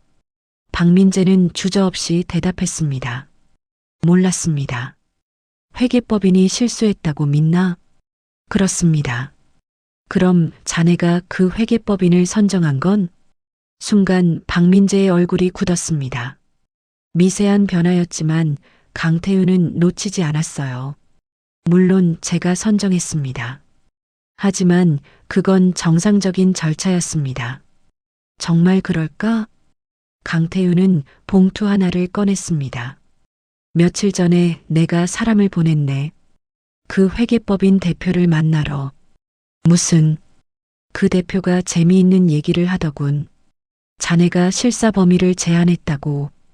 박민재의 얼굴이 창백해졌습니다. 거짓말입니다. 그래. 그럼 이 녹음 파일은 뭔가? 강태윤이 스마트폰을 테이블 위에 놓았습니다. 재생 버튼을 눌렀죠. 녹음된 목소리가 흘러나왔어요. 박 전무님이 특정 거래처는 확인하지 말라고 했어요. 선라이즈 솔루션이요. 그 회사는 검토 대상에서 제외하라고 명확히 지시했습니다. 회의실이 얼어붙었습니다. 모두가 박민재를 쳐다봤어요. 그는 입술을 깨물고 있었습니다. 이건 조작입니다. 조작? 네, 누군가 저를 모함하려고.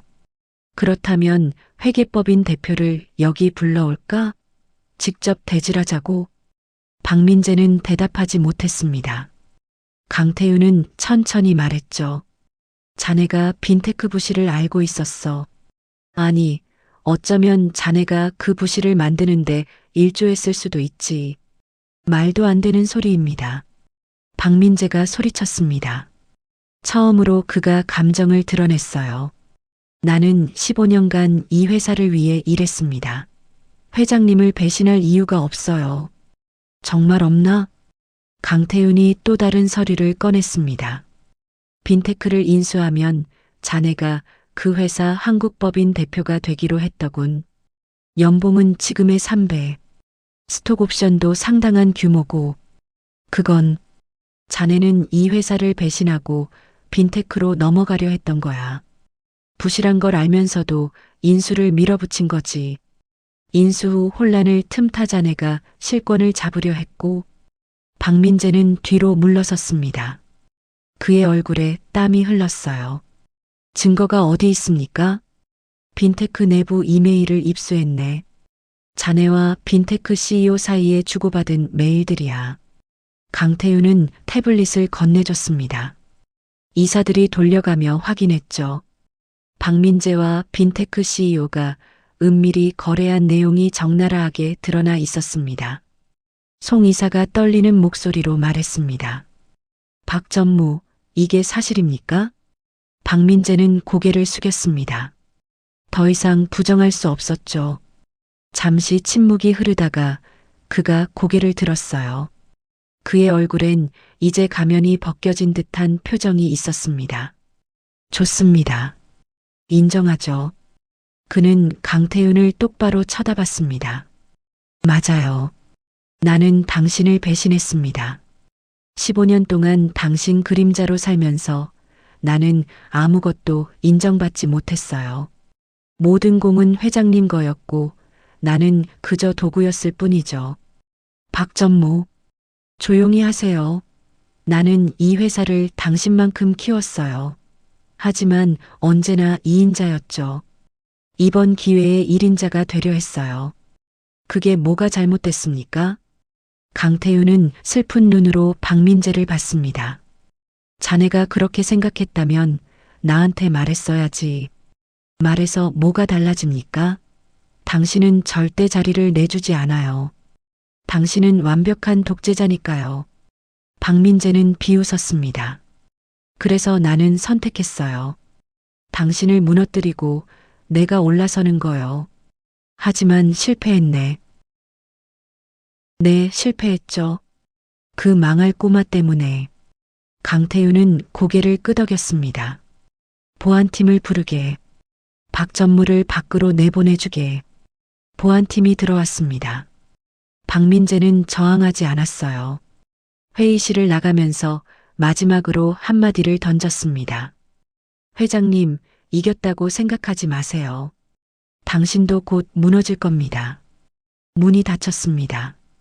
회의실엔 무거운 침묵만 남았죠. 송 이사가 조심스럽게 물었습니다. 회장님, 이제 어떻게 하시겠습니까? 강태윤은 창밖을 바라봤습니다. 회장직은 유지하겠네. 하지만 경영 방식은 바꿀 거야. 숫자만이 아니라 사람도 보는 회사로. 이사들은 고개를 끄덕였습니다. 하지만 강태윤은 알고 있었어요. 이건 시작일 뿐이라는 걸. 박민재의 마지막 말이 계속 맴돌았습니다. 당신도 곧 무너질 겁니다. 그날 밤 강태윤은 사무실에 혼자 남아 생각했습니다. 이긴 건 맞지만 왜 이렇게 공허할까? 15년을 함께한 동료를 잃었고 회사는 여전히 위기였습니다. 주가는 바닥이었고 투자자들의 신뢰는 땅에 떨어졌죠. 그리고 무엇보다 그 아이를 아직 찾지 못했습니다. 모든 걸 바꿔놓은 그 아이를. 감사 인사라도 하고 싶었지만 어디서 찾아야 할지 몰랐어요. 새벽 2시 강태윤의 휴대폰이 울렸습니다. 윤석이었어요. 회장님, 아이를 찾았습니다. 강태윤의 심장이 뛰었습니다. 어디 있나? 근처 쪽방촌입니다. 할아버지랑 둘이 살고 있어요. 내일 아침에 제가 데려올까요? 아니, 내가 직접 가겠네. 주소를 보내주게. 전화를 끊고 강태윤은 처음으로 웃었습니다. 길고 긴 터널의 끝에서 희미한 빛이 보이는 것 같았습니다. 여러분, 여기까지 이야기 어떠셨나요? 강태윤 회장이 15년 동료의 배신을 밝혀내긴 했지만 상황은 여전히 녹록지 않네요. 회사는 위기고 주가는 바닥이고. 그런데 한 가지 희망이 생겼죠. 윤석 씨가 그 아이를 찾아낸 겁니다. 모든 걸 시작하게 만든 그 특별한 아이를요. 과연 다시 만난 두 사람에게 어떤 일이 펼쳐질까요? 그럼 여러분, 다음 이야기도 계속 들어봐 주세요. 다음 날 이른 아침, 강태윤은 운전기사를 대동하지 않고 혼자 차를 몰았습니다. 윤석이 보내준 주소는 강남에서 한참 떨어진 곳이었어요. 낡은 건물들이 다닥다닥 붙어 있는 달동네였습니다. 좁은 골목길을 따라 올라가니 2층짜리 낡은 건물이 나타났어요. 페인트가 벗겨진 외벽, 녹슨 철계단. 강태윤은 계단을 조심스럽게 올라갔습니다. 202호 문패가 보였죠. 초인종을 눌렀습니다. 잠시 후 문이 열렸어요. 그 아이, 준우가 서 있었습니다. 아이는 강태윤을 알아보고 눈을 크게 떴죠. 아저씨? 안녕, 준우야. 너 찾느라 고생 좀 했어. 준우는 뒤를 돌아봤습니다. 방 안에서 나이든 남자의 목소리가 들렸어요. 준우야, 누구냐? 할아버지, 저번에 로비에서 본 아저씨요. 그래, 들어오시라고 해. 강태윤은 방으로 들어갔습니다. 작은 원룸이었어요. 침대 하나, 작은 식탁 하나, 그리고 낡은 옷장 하나. 그게 전부였습니다. 침대에는 70대쯤 되어 보이는 노인이 누워 있었죠. 실례가 많습니다. 갑자기 찾아와서 강태윤이 인사했습니다. 노인은 힘겹게 상체를 일으켰어요. 준우가 재빨리 할아버지를 부축했습니다. 아닙니다. 준우가 자주 말했어요. 좋은 분이라고요. 노인의 목소리는 떨렸습니다. 병을 앓고 있는 게 분명했어요. 강태윤은 준우에게 물었습니다. 할아버지께서 편찮으시니? 응. 심장이 안 좋으셔. 준우가 담담하게 대답했습니다. 10살 아이답지 않은 침착함이었죠. 병원은 다니시나? 돈이 없어서. 노인이 쓴웃음을 지었습니다. 우리 형편이 이래요. 준우 아빠 엄마가 사고로 돌아가시고 제가 키우고 있는데 연금으론 약값도 부족합니다. 강태윤은 가슴이 아팠습니다. 아이가 왜 로비에 자주 왔는지 이제 알 것 같았어요. 밝은 곳에서 그림을 그리고 싶었던 거였죠. 집엔 제대로 된 책상도 없었으니까요. 준우야, 너 관상은 어떻게 배웠니? 할아버지가 가르쳐 주셨어요. 할아버지께서? 노인이 고개를 끄덕였습니다. 젊었을 때 저도 관상을 봤습니다. 그렇게 생계를 유지했죠. 준우한테도 가르쳤어요. 뭔가 재주라도 있어야 살아갈 수 있을 테니까요. 할아버지는 대단한 분이에요. 준우가 자랑스럽게 말했습니다. 얼굴만 봐도 그 사람이 어떤 사람인지 다 알아요. 강태윤은 노인을 다시 봤습니다. 주름진 얼굴이었지만 눈빛만은 또렷했어요. 준우와 똑같은 눈빛이었습니다. 그럼 저도 한번 봐주시겠습니까? 노인은 잠시 강태윤을 바라봤습니다. 얼굴을 천천히 훑었죠. 이마, 눈, 코, 입. 마치 책을 읽듯이. 당신은 오랫동안 숫자로만 세상을 봤군요. 맞습니다. 하지만 이제는 달라지려 하고 있어요. 사람을 보려고 노력하고 계시죠. 강태윤은 놀랐습니다. 정확히 맞는 말이었거든요. 어떻게 아십니까? 당신 눈빛이 변했어요. 예전엔 날카롭기만 했을 텐데 지금은 부드러움이 섞여 있습니다. 누군가를 잃고 뭔가를 깨달은 사람의 눈이에요. 노인은 기침을 했습니다. 준우가 물을 떠다 드렸죠. 당신은 큰 위기를 겪었지만 이제 새로운 시작을 하게 될 겁니다. 준우가 그 시작을 도왔고요. 준우 덕분에 저는 큰 실수를 막았습니다. 감사 인사를 하러 왔어요. 강태윤은 봉투 하나를 꺼냈습니다. 두툼한 봉투였어요. 이건 감사의 표시입니다. 받아주세요. 노인은 고개를 저었습니다. 아닙니다. 우린 그럴 의도로 말씀드린 게 아니에요. 압니다. 하지만 할아버지 치료비라도 되셨으면 합니다. 그래도 준우야. 강태윤이 아이를 불렀습니다. 너는 내게 아주 소중한 걸 가르쳐 줬어. 사람을 보는 법을 말이야. 그 대가는 이것보다 훨씬 크단다. 준우는 강태윤을 빤히 쳐다봤습니다. 아저씨, 이제 그 사람 코끝에 점 보였어요? 응, 보였어. 아주 선명하게. 배신했죠? 그래, 배신했어. 준우는 고개를 끄덕였습니다. 할아버지가 말씀하셨어요. 점은 숨을 수 없대요. 아무리 감춰도 진실은 드러난대요. 강태윤은 무릎을 꿇고 준우와 눈높이를 맞췄습니다. 준우야, 넌 특별한 아이야. 계속 공부하면 훌륭한 사람이 될 거야. 저 학교 다니고 싶어요. 준우가 작은 목소리로 말했습니다. 다른 친구들처럼 학교 가고, 운동하고, 책도 읽고 싶어요. 그럴 수 있어. 내가 도와줄게. 정말이요? 정말이야. 할아버지 치료비도, 준우 학비도 내가 책임질게. 노인이 눈시울을 붉혔습니다. 고맙습니다. 정말 고맙습니다. 강태윤은 자리에서 일어섰습니다. 다음 주에 제 비서를 보내겠습니다. 할아버지를 좋은 병원에 모실 거고 준우는 좋은 학교에 보내드릴게요. 너무 과분합니다. 아닙니다. 제가 받은 게 훨씬 큽니다. 강태윤은 방을 나섰습니다.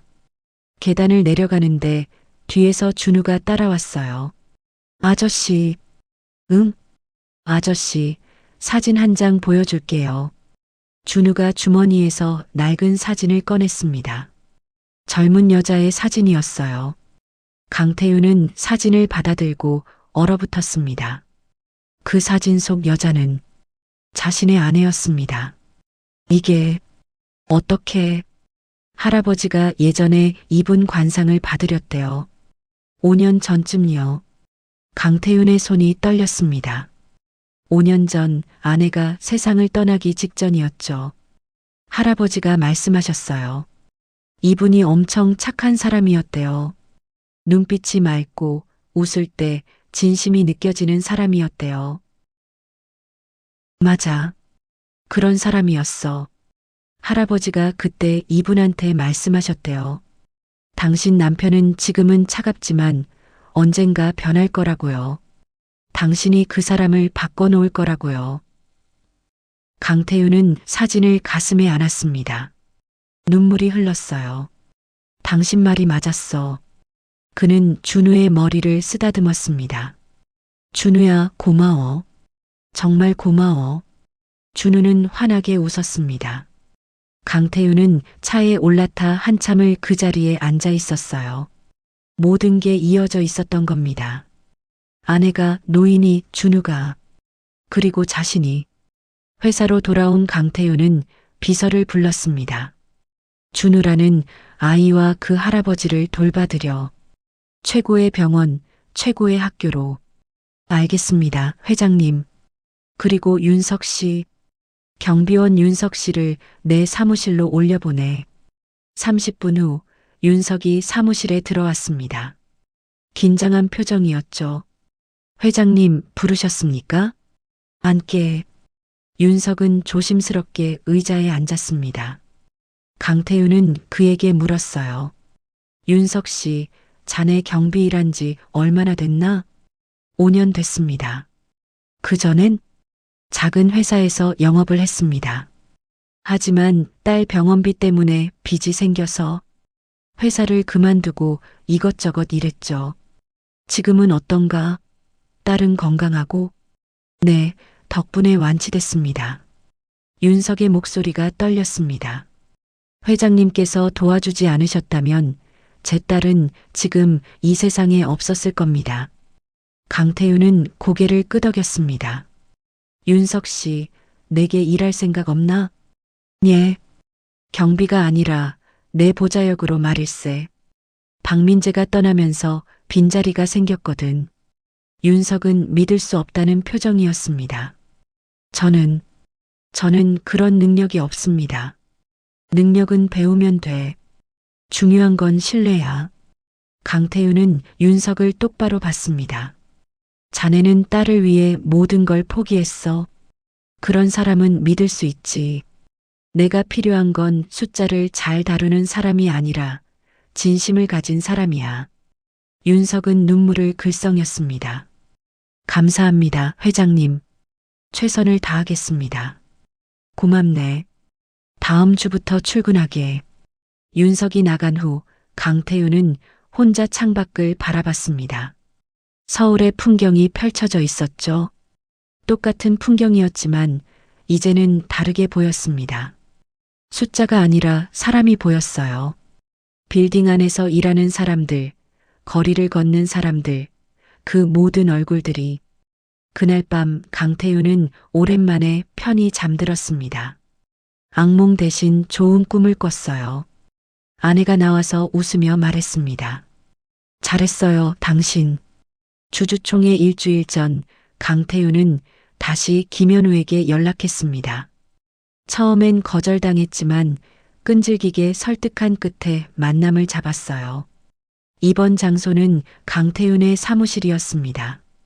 김현우가 들어왔을 때 사무실엔 강태윤과 윤석만 있었습니다. 이사들도 변호사도 없었죠. 김현우는 의아한 표정을 지었습니다. 회장님, 무슨 꼼수입니까? 꼬수가 아니네. 자네와 진지하게 얘기하고 싶었어. 강태윤은 김현우에게 의자를 권했습니다. 김현우는 경계하는 눈빛으로 앉았어요. 10년 전 일을 조사해봤네. 강태윤이 서류 뭉치를 꺼냈습니다. 자네가 박민재 밑에서 얼마나 고생했는지 알게 됐어. 주당 80시간 근무, 휴일 없는 6개월, 그리고 그는 특정 페이지를 펼쳤습니다. 자네가 제안한 프로젝트, 동남아 시장 진출 전략 말일세. 김현우의 얼굴이 굳었습니다. 그걸 어떻게 해? 박민재가 자네 아이디어를 훔쳤더군. 자기 이름으로 보고했고 그 프로젝트가 성공하면서 승진했지. 알고 계셨습니까? 몰랐네. 최근에야 알았어. 강태윤은 진심으로 말했습니다. 미안하네. 내가 리더로서 제대로 보지 못했어. 자네 같은 인재를 잃게 만들었지. 김현우는 아무 말도 하지 않았습니다. 그의 주먹이 떨리고 있었어요. 자네가 우리 회사를 무너뜨리고 싶은 마음 이해하네. 이해한다고요? 김현우는 비웃었습니다. 이제 와서 이해한다고 뭐가 달라집니까? 달라지진 않아. 하지만 나는 사과하고 싶네. 진심으로. 강태윤은 자리에서 일어나 김현우 앞에 섰습니다. 그리고 고개를 숙였어요. 미안하네. 10년 전 자네가 필요로 할 때 내가 보지 못했어. 자네를 제대로 인정해주지 못했네. 김현우는 당황했습니다. 60대 대기업 회장이 35세 신생 기업 대표에게 고개를 숙이는 모습이었죠. 회장님, 자네는 훌륭한 사람이야. 10년 만에 이만한 회사를 키웠잖아. 박민재 같은 쓰레기 밑에서도 포기하지 않고 여기까지 왔고. 강태윤은 고개를 들었습니다. 내가 10년 전에 알았다면 자네를 절대 놓치지 않았을 거야. 김현우의 눈가가 붉어졌습니다. 그는 고개를 돌렸어요. 너무 늦었습니다. 늦지 않았네. 무슨 소리입니까?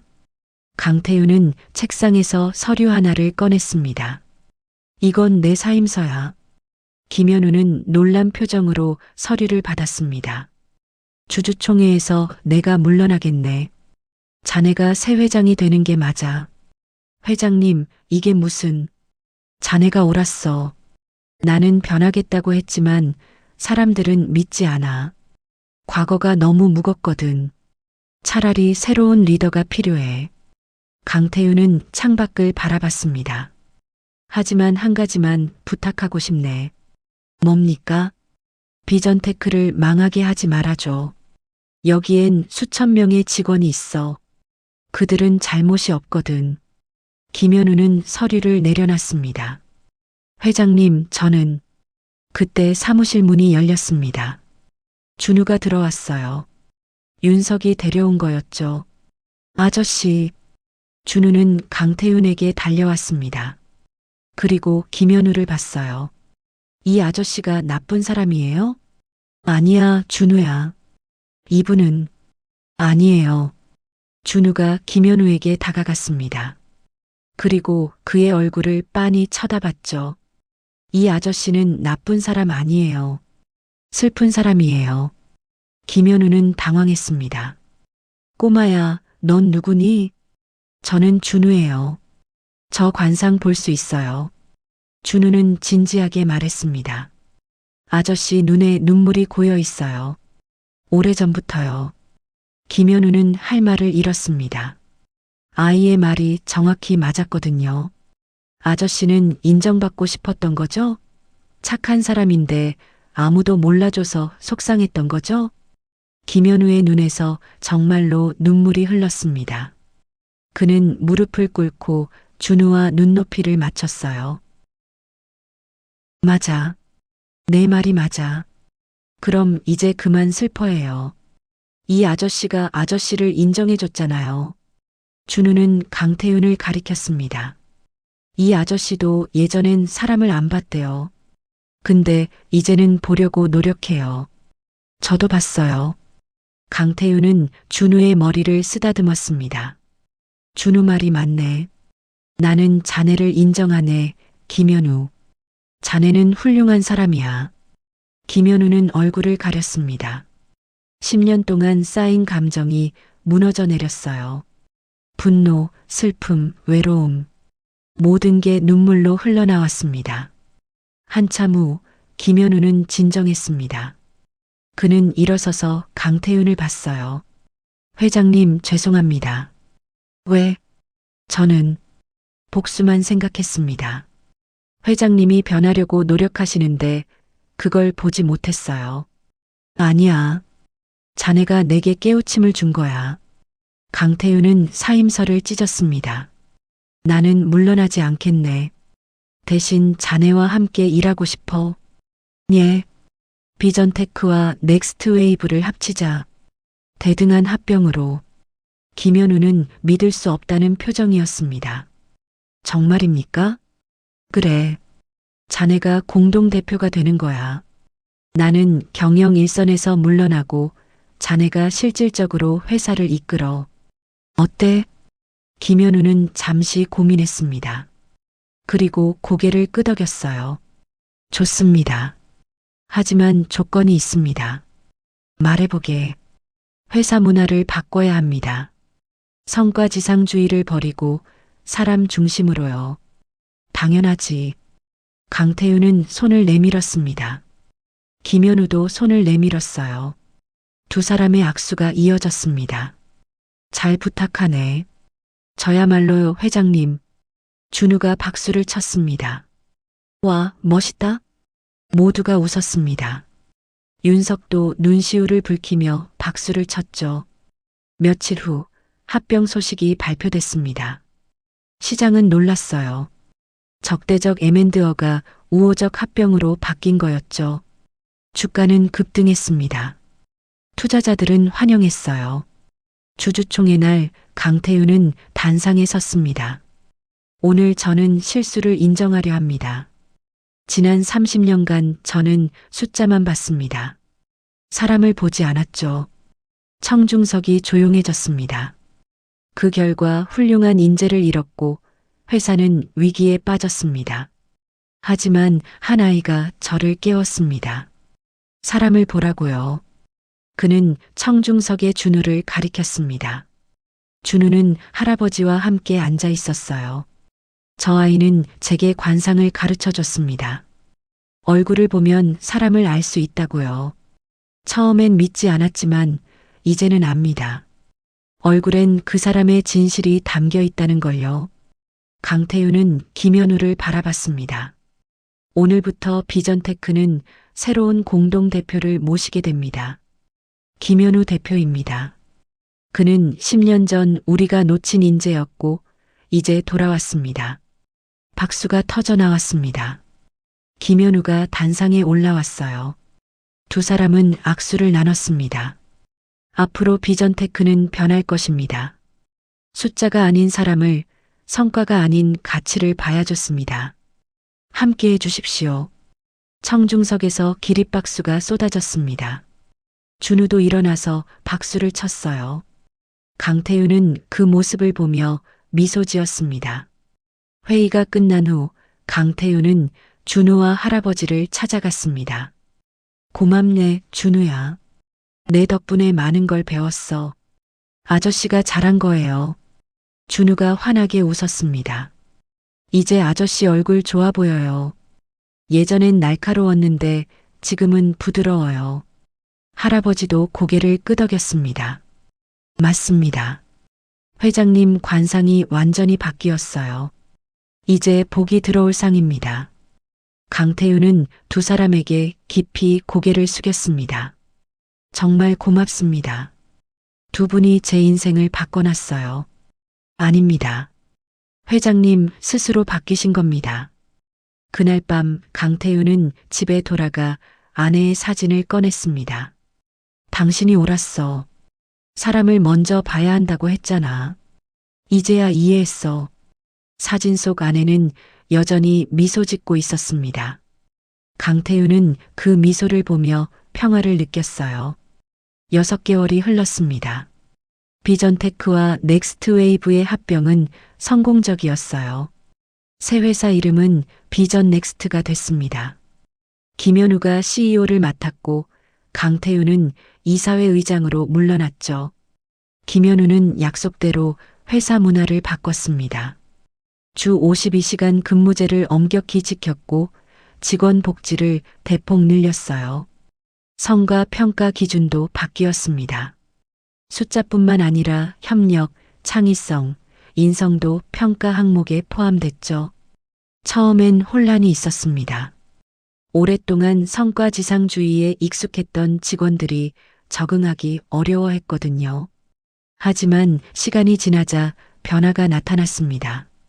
직원들의 만족도가 올라갔고 이직률은 급격히 떨어졌어요. 무엇보다 창의적인 아이디어들이 쏟아져 나왔습니다.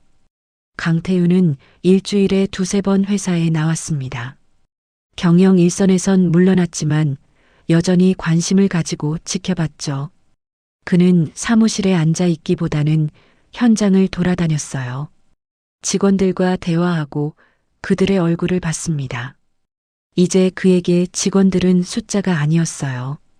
각자의 이야기를 가진 사람들이었죠. 어느 날 오후 강태윤은 윤석과 함께 신입사원 환영회에 참석했습니다. 100명의 신입사원이 모여 있었어요. 강태윤은 단상에 올라 짧게 인사했습니다. 여러분 환영합니다. 이 회사는 이제 여러분의 집입니다. 그는 신입사원들을 둘러봤습니다. 각자 다른 얼굴들이었어요. 설레는 표정, 긴장한 표정, 자신감 넘치는 표정. 저는 여러분께 한 가지만 부탁하고 싶습니다. 서로의 얼굴을 보세요. 숫자가 아니라 사람을 보세요. 그게 이 회사가 앞으로 가야 할 길입니다. 박수가 터졌습니다. 강태윤은 단상에서 내려와 신입사원들과 악수를 나눴어요. 한 명 한 명 얼굴을 보며 이름을 물었습니다. 행사가 끝난 후 김현우가 찾아왔습니다. 회장님, 실적 보고서 나왔습니다. 어떤가? 작년 대비 매출 15% 증가, 영업이익 20% 증가했습니다. 강태윤은 웃었습니다. 사람을 봐도 실적은 나오는구만. 오히려 더 좋아졌죠. 직원들이 행복하니까 생산성도 올랐어요. 김현우는 보고서를 내려놓으며 덧붙였습니다. 그리고 언론 평가도 좋습니다. 가장 일하고 싶은 회사 1위로 선정됐어요. 좋은 일이네. 강태윤은 창밖을 바라봤습니다. 서울의 풍경이 펼쳐져 있었어요. 6개월 전과 똑같은 풍경이었지만 이제는 다르게 보였습니다. 김 대표, 네, 회장님. 자네 덕분에 이 회사가 살아났네. 고맙네. 저야말로요. 회장님이 기회를 주지 않으셨다면 저는 복수에 빠져 헤어나오지 못했을 겁니다. 두 사람은 웃으며 악수를 나눴습니다. 그날 저녁 강태윤은 준우를 만나러 갔습니다. 준우는 이제 학교에 완전히 적응했어요. 친구들도 많이 사귀었고 성적도 좋았습니다. 할아버지는 완치돼서 퇴원했고 작은 아파트로 이사했죠. 강태윤이 아파트를 방문하자 준우가 반갑게 맞아줬습니다. 아저씨, 준우야, 잘 지냈니? 응, 학교 재밌어. 친구들이랑 축구도 하고 공부도 하고. 준우는 자신의 방으로 강태윤을 안내했습니다. 방엔 책상이 있었고 스케치북이 쌓여 있었어요. 아저씨, 이거 봐. 준우가 스케치북 하나를 꺼냈습니다. 거기엔 여러 사람의 얼굴이 그려져 있었죠. 이건 우리 반 친구들이야. 각자 다른 관상이야. 준우야, 너 아직도 관상 공부해? 응, 재밌어. 할아버지가 매주 가르쳐 주셔. 준우는 한 페이지를 넘겼습니다. 거기엔 강태윤의 얼굴이 그려져 있었어요. 이건 아저씨야. 예전 모습이랑 지금 모습. 강태윤은 그림을 자세히 봤습니다. 놀랍게도 확실히 달랐어요. 예전 그림은 날카롭고 차가웠는데 지금 그림은 부드럽고 따뜻했습니다. 준우야, 이게 정말 나니?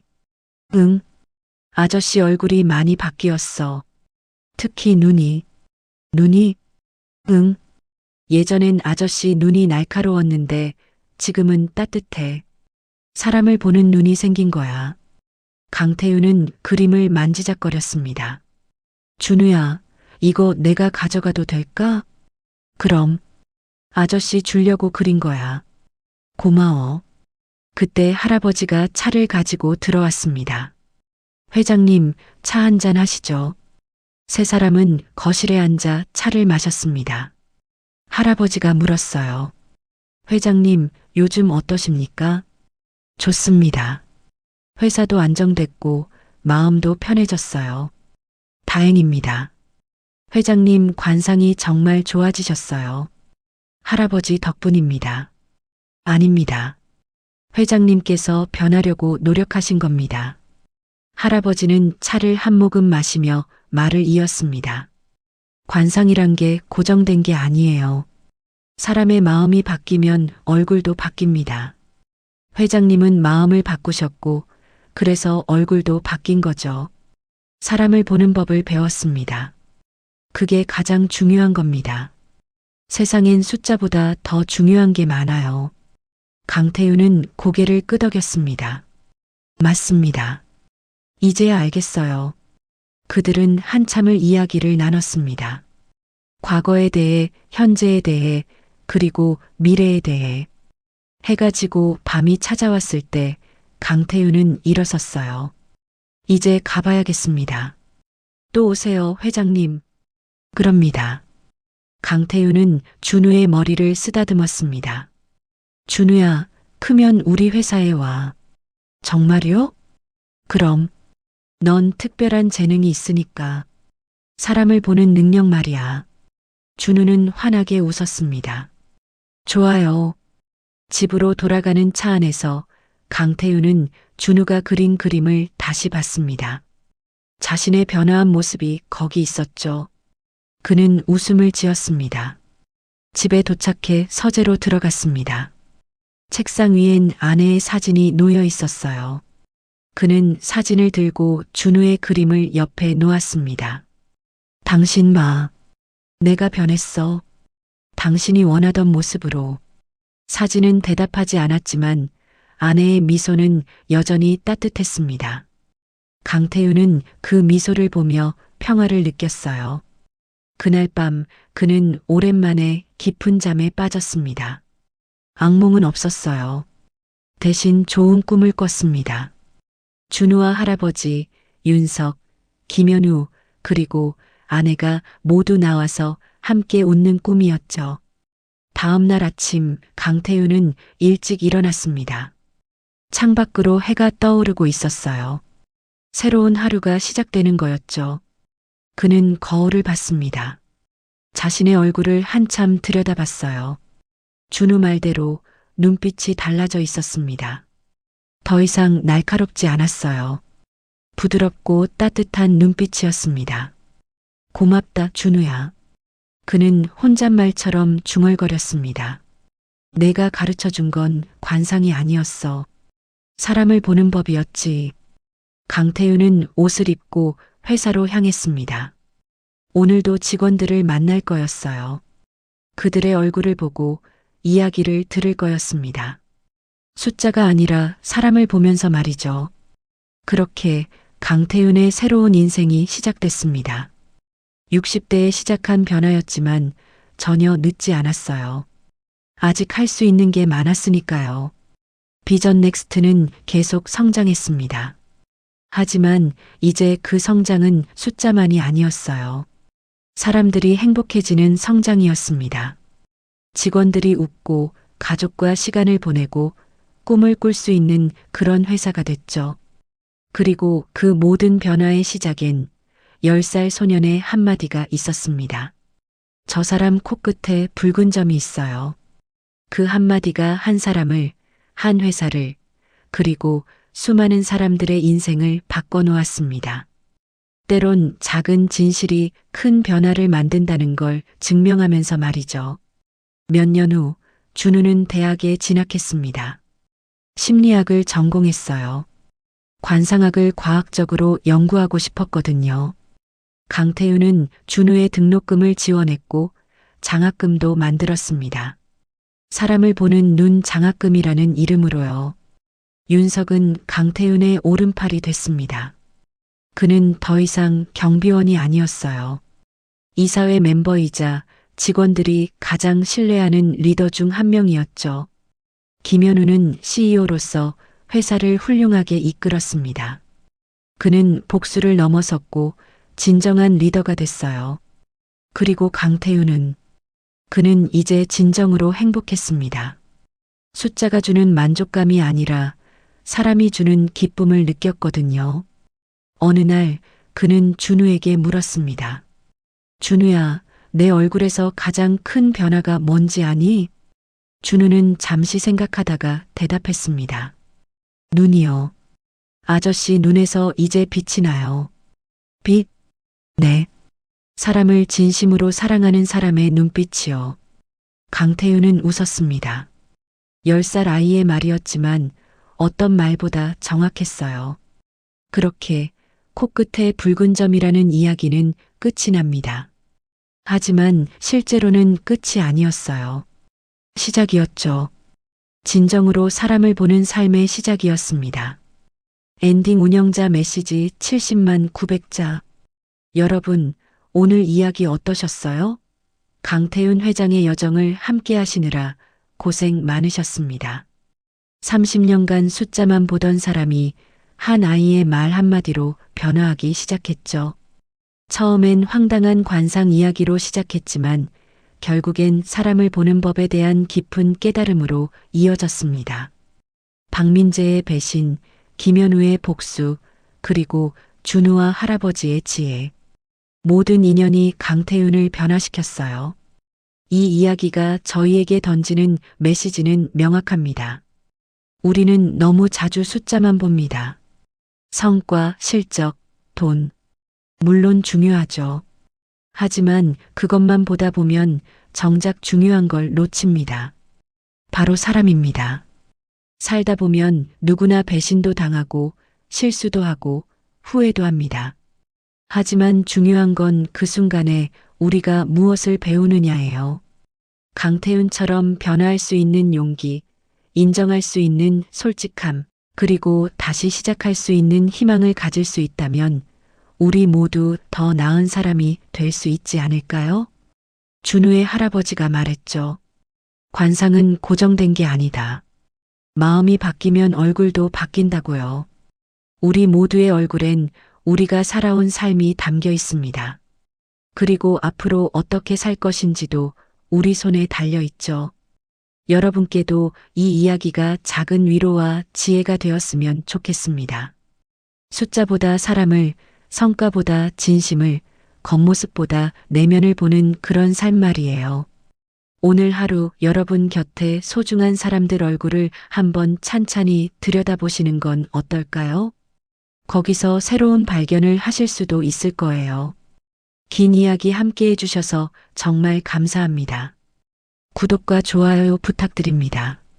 다음에 또 좋은 이야기로 찾아뵙겠습니다. 여러분 행복하세요.